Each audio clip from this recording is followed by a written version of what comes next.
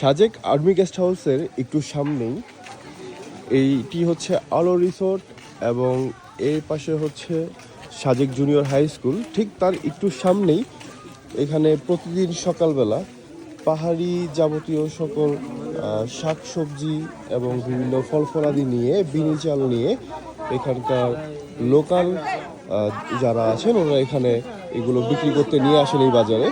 এই বাজার সকালবেলা থেকে শুরু করে মানে ভোরবেলা থেকে শুরু করে সকাল 9টা-10টা পর্যন্ত চলে। তবে বেশিরভাগ সবজিগুলোই এগুলো সকাল 7টা-8টার মধ্যে সেল হয়ে যায়।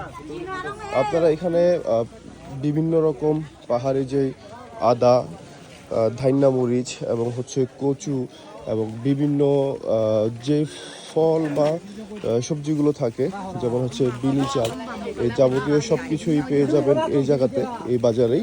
এবং চাইলে কাঁচা হলুদও কিনতে পারবেন আপনারা।